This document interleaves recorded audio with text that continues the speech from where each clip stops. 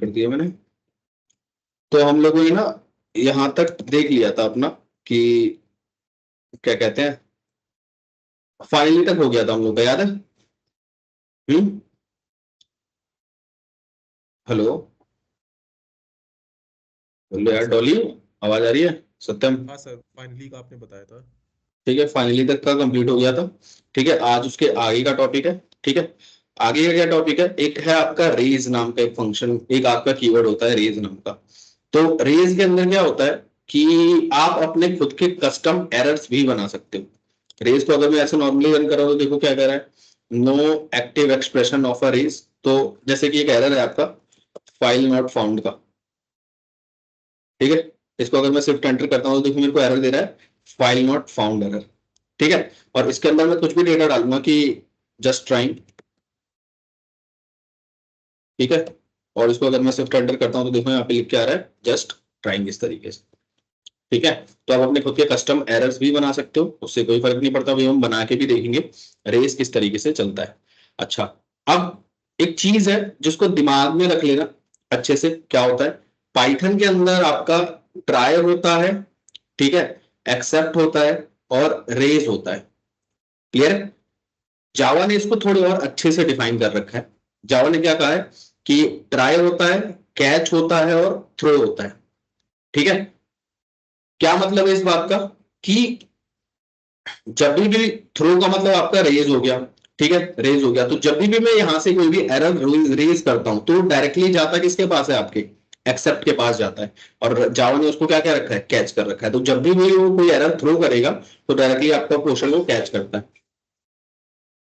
ठीक है, तो इस तरीके से भी याद रखोगे तो याद रहेगा, बस फ्लो याद रखना, अभी क्वेश्चन करेंगे तो और समझ में आ जाएगा कि ये बताया क्यों है। ठीक है, पाइथन में फिर से सुन लो, पाइथन में आपका ट्राई होता है, एक्सेप्ट होता है और रेज होता है। रेज आपका अभी हमने देखा कि किसी भी कैसी भी तरीके के एरर रेज करने के लिए काम होता है। जैसे यहाँ पे अगर मैं फाइल नॉट फाउंड की जगह कुछ भी लिख दूं, जैसे कि यहाँ पे आपका एट्रीब्यूट एरर लिख दूं, ठीक है, समथिंग हैपन, स्विफ्ट एंटर करता हूँ तो देखो यहाँ पे एट्रीब्यूट एरर आ रहा है मेरा यहाँ पे, और साथ में लिख के क्या आ रहा है आपका, समथिंग हैपन करके।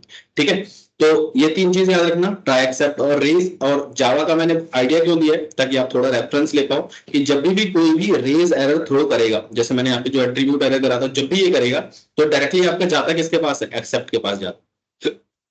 ठीक है, अभी कोड करते हैं तो और क्लियर हो जाएगा। ध्यान से देखो, जैसे कि आप लोग एक एक मैंने कोड लिखा है यहाँ पे, ध्यान से देखना। आपकी बैंक क्लास है, ठीक है, मैंने क्लास बनाई है बैंक नाम की, उसके अंदर DEF underscore underscore self comma balance बना रखा है। सेल्फ डॉट बैलेंस की वैल्यू मैंने बैलेंस कर रखी है, और सेल्फ डॉट विड्रॉ की आप, और उसके बाद मैंने एक विड्रॉ नाम का मेथड बनाया जिसके अंदर मैं सेल्फ ले रहा हूँ और अमाउंट ले रहा हूँ। अगर अमाउंट की वैल्यू लेस देन 0 है तो मैं एक एक्सेप्शन रेज करूंगा जो आपको पाइथन ने दे रखा है। एक्सेप्शन ये आपको पाइथन ने दिया, याद है? हम लोग एक्सेप्शन एक्सेप्ट यूज भी कर रहे थे तब से, देखो यहाँ पे अगर याद हो तो ये रहा एक्सेप्शन एज ई, याद है? तो ये क्लास आपको पाइथन ने दे रखी है, तो आप इसको डायरेक्टली भी यूज कर सकते हो। कैसे? जो मैं यहाँ पे आपको अपनी कस्टम क्लास बनानी दिखा रहा हूँ, तो मैंने क्लास बनाई है बैंक नाम की। जैसे ही अमाउंट लेस देन 0 हो जाएगा तो एक एक्सेप्शन रेज कर देना जिसका क्या है, वो amount can not be negative. Clear? दूसरा, अगर सेल्फ डॉट बैलेंस की वैल्यू आपकी लेस देन अमाउंट है तो एक एक्सेप्शन रेज कर देना कि इनसफिशिएंट बैलेंस। ठीक है, और लास्ट का है, अगर ये दोनों में से कोई भी पोर्शन आपका ट्रू नहीं होता है तो मैं क्या करूंगा, मतलब उसने सही डेटा दिया है, self dot balance is equal to self dot balance minus amount कर लूंगा। सिंपल है। ठीक है, ये कोड हमने कई बार देखा है इसलिए मैं लिख भी नहीं रहा हूं। मैं एक ऑब्जेक्ट बना रहा हूँ आपके बैंक क्लास का, और उसके अंदर 1000 रुपए बैलेंस दे रहा हूँ, जो कि मेरा 1000 रुपए यहाँ पे आ जाएगा, 10,000 रुपए सॉरी, यहाँ पे आ जाएगा और आपकी वैल्यू अपडेट हो जाएगी। अब जब भी मैं विड्रॉ को यूज कर रहा हूं, मैं क्या कर रहा हूं, उसको ट्राई कैच के अंदर डाल रहा हूं, मतलब ट्राई एक्सेप्ट के अंदर डाल रहा हूं। ट्राई और एक्सेप्ट, एक्सेप्ट के अंदर मैंने क्या लिखा है, ऑब्जेक्ट डॉट विड्रॉ। पहले मैं एक काम करता हूं, आपका अमाउंट नेगेटिव देता हूं, मतलब -1, -1 कुछ भी देता हूं, इसको मैंने बस पास कर दिया है सिंपली। और यहाँ पे अगर सब कुछ सही जाता है तो आपका ऑब्जेक्ट ऑफ बैलेंस प्रिंट होके आ जाता है। क्या कर रखा है इसके अंदर, ट्राई के अंदर मैंने आपके विड्रॉ को कॉल कर रखा है, अमाउंट नेगेटिव में दे दिया, और एक्सेप्शन में लिख रखा है कि एक्सेप्शन एज ई, और ई जैसे ही आएगा ये आपका, मैं उसको बस पास कर दे रहा हूँ और यहाँ पे आके आपका कोड नॉर्मली लिख दे रहा हूँ। ठीक है, चाहे यहाँ पे भी आके मैं प्रिंट करा लेता हूँ आपका ई को प्रिंट कर देना, कोई दिक्कत नहीं है। ठीक है, इस कोड को अगर मैं रन करता हूं, देखो अमाउंट मैंने नेगेटिव में दिया है, हमारा ये वाला क्वेश्चन ट्रू हो जाना चाहिए कंडीशन, और एक्सेप्शन एक रेज होनी चाहिए कि amount can not be negative. इसलिए तो स्विफ्ट एंटर करते हैं, तो देखो ई को मैंने प्रिंट कराया है, तो मेरे को उसने क्या रिटर्न करके दिया है, amount can not be negative. अगर मैं यहाँ पे कुछ भी नहीं लिखता, यहाँ पे पास लिख देता, स्विफ्ट एंटर करता, तो देखो कोई आउटपुट नहीं आ रहा है। तो जो मैंने अभी आपको ऊपर बात बताई थी कि जब भी यहां से आप रेज यूज करते हो और कोई भी कंडीशन लिखते हो एक्सेप्शन की चाहे किसी भी चीज की, तो सबसे पहले वो भाग के किसके पास जाता है, आपके एक्सेप्ट के पास। क्यों? क्योंकि यहाँ पे मैंने आप लोगों को एक क्वेश्चन बता रखा था, देखिए जावा का जो आइडिया दिया था कि अगर कोई भी एरर थ्रो किया जाता है तो कैच कौन करता है उसको, आपका एक्सेप्ट। तो जब भी मैं कोई एक्सेप्शन रेज करूंगा तो उसको जाके पकड़ेगा कौन, आपका एक्सेप्ट। हमेशा इस क्वेश्चन से याद रखोगे तो याद रहेगा। तो यहाँ पे मैंने क्या कंडीशन लिख रखी है कि अगर अमाउंट नेगेटिव होता है तो एक एक्सेप्शन रेज कर देना जो कि amount can not be negative है, और उसको वो डायरेक्टली आपके इस एक्सेप्ट के पास आ जाएगा, और यहाँ पे आके मैं डायरेक्टली आपका प्रिंट कर ले रहा हूं आपकी ई की वैल्यू को। इजी है, अहमद समझ में आ रहा है? हाँ सर। ठीक है, इसको मैं सिर्फ एंटर करता हूं, तो देखो क्या आ रहा है आपका, amount can not be negative. ठीक है, अब थोड़ा अमाउंट बढ़ा के देते हैं कि आपका जितना बैलेंस है उससे ज्यादा मैंने अमाउंट बढ़ा के दे दिया इसके अंदर। अब अगर इस कोड को एंटर करूंगा तो ये वाली कंडीशन आपकी ट्रू हो जाएगी, और आपका एक और एक्सेप्शन रेज होगा। यहाँ पे मैंने माई एक्सेप्शन लिख रखा है, इसको मैं हटाता हूँ। यहाँ पे एक और आपका एक्सेप्शन रेज होगा कि इनसफिशिएंट बैलेंस। तो इसको अगर मैं अब शिफ्ट एंटर कर रहा हूँ तो देखो आपका क्या आउटपुट आ रहा है, आपका इनसफिशिएंट बैलेंस। लेकिन अगर आप अमाउंट ढंग से देते हो, ठीक से यूज करते हो, जैसे 1000 या 100 रुपए मुझे निकालने हैं, और self dot balance minus self dot balance minus amount में कर दे रहा हूँ, तो आपका डायरेक्टली वो एल्स के पार्ट में जाता है। अगर आपका ये ट्राई ट्रू हो जाता है तो कंडीशन अगर चल जाती है तो आपकी वैल्यू किस में जाती है, एल्स के अंदर। कल हमने लास्ट क्लास में देखा था। और अगर मैं इसको सिर्फ एंटर करूं तो देखो क्या आ रहा है, आपका अमाउंट डिडक्ट होकर आपको अमाउंट शो कर रहा है। क्लियर है? ठीक है, सत्यम, अनुज? ठीक है सर। ठीक है, अब एक चीज और ध्यान से देखना, ये आपकी ये जो एक्सेप्शन हम लोग यहाँ पे यूज कर रहे हैं, ये जो क्लास हम लोग यूज कर रहे हैं, हम अपनी खुद की कस्टम क्लास भी बना सकते हैं। कैसे बना सकते हैं?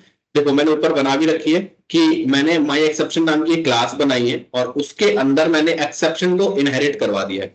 अब इनहेरिटेंस हमने बहुत अच्छे से पढ़ा है। अब इस एक्सेप्शन के अंदर जो भी पावर होगी वो आपकी इस माई एक्सेप्शन की क्लास के अंदर आ जाएगी।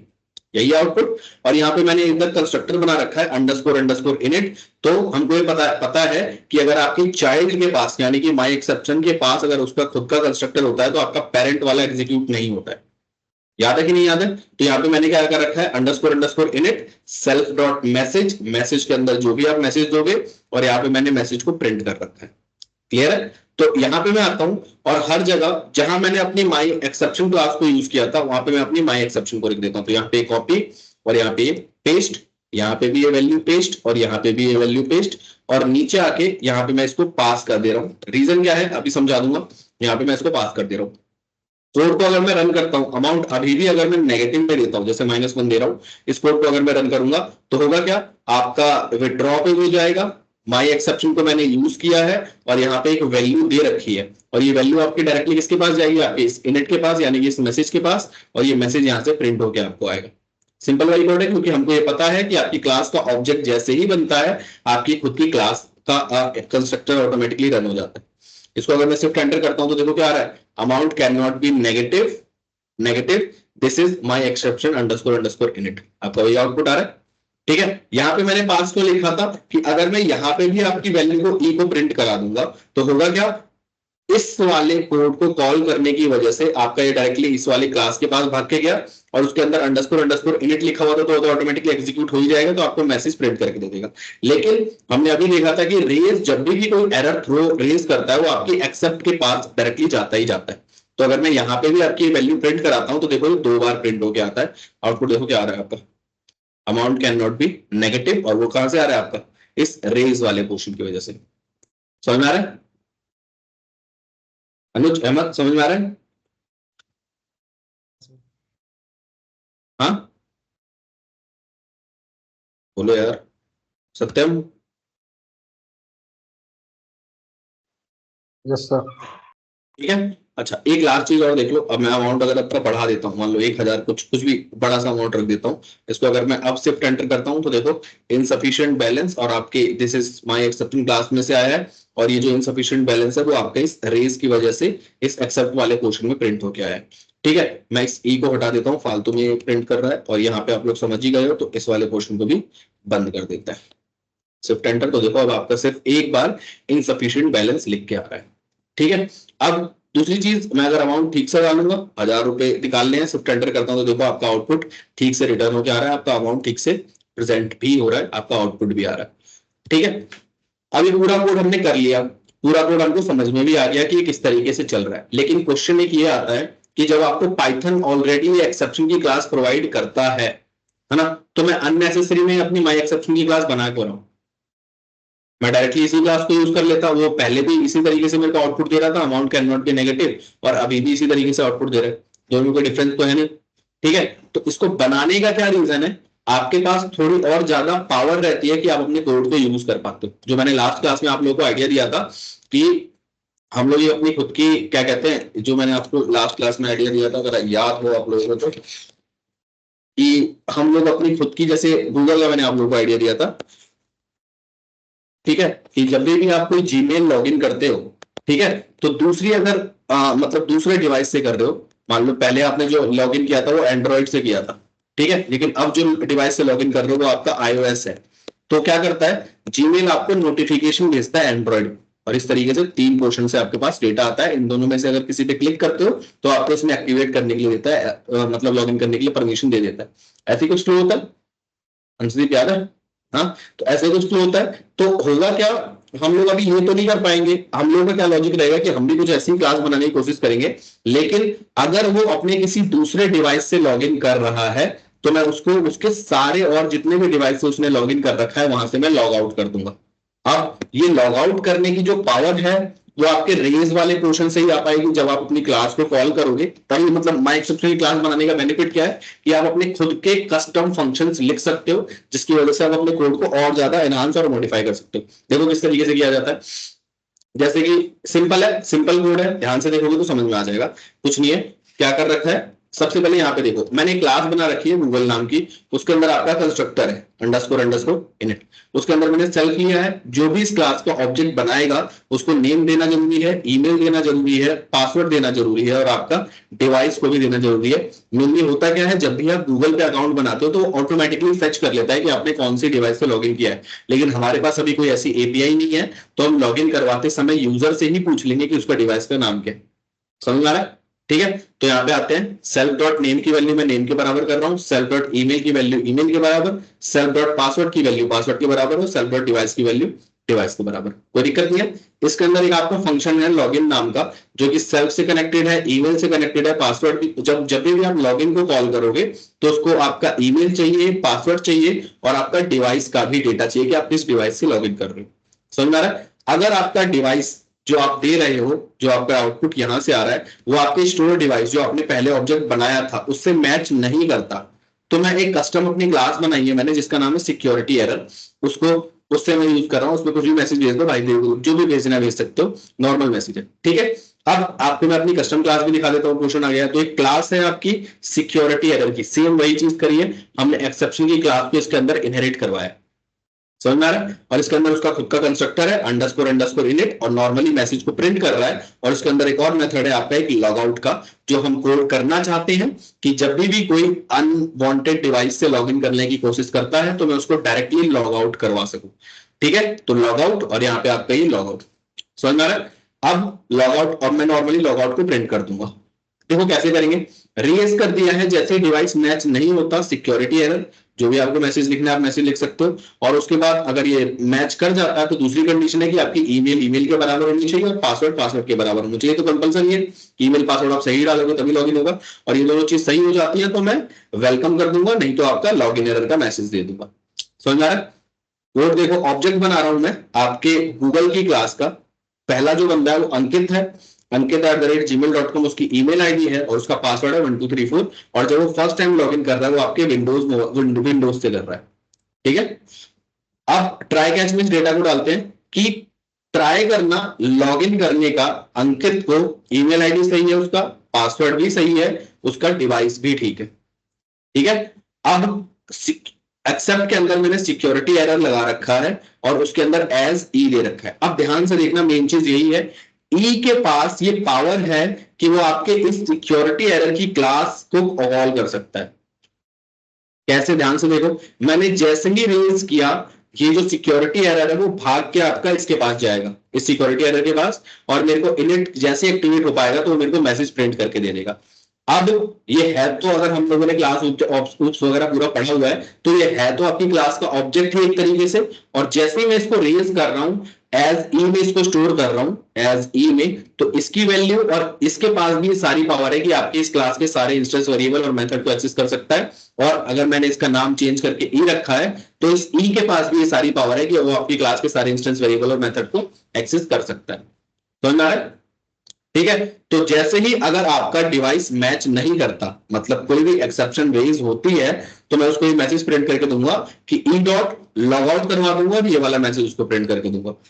पहला काम। दूसरा काम, अगर आपका अकाउंट ढंग से लॉगिन हो जाता है, तो मैं उसको ये प्रिंट करके दूंगा, उसका नाम क्या है, ऑब्जेक्ट डॉट नेम से, जो कि मैं यहां से ऑब्जेक्ट डॉट नेम यानी कि अंकित को एक्सेस कर सकता हूं। और फाइनली मैं आके नॉर्मली मैं काम कर रहा हूं कि मैं अपने डेटाबेस के कनेक्शन को क्लोज कर दे रहा हूं।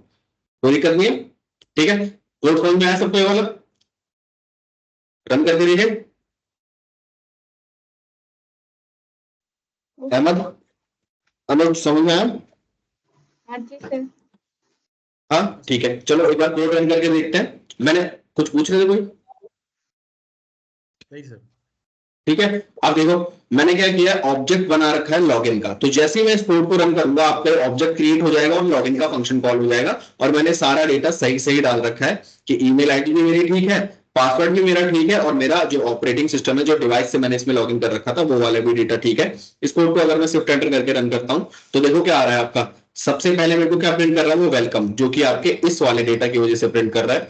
दूसरा आपको मेरे को क्या प्रिंट कर रहा है, इस एल्स की वजह से, क्या चीज, अंकित, वेलकम अंकित। और तीसरा आपको डेटाबेस कनेक्शन क्लोज क्लोज दिखा रहा है, क्योंकि हमने पढ़ा था कि जो भी कोड आपका एग्जीक्यूट हो, चाहे एरर आए, चाहे कुछ भी हो, आपका फाइनली तो एग्जीक्यूट होगा ही होगा। याद है कि नहीं?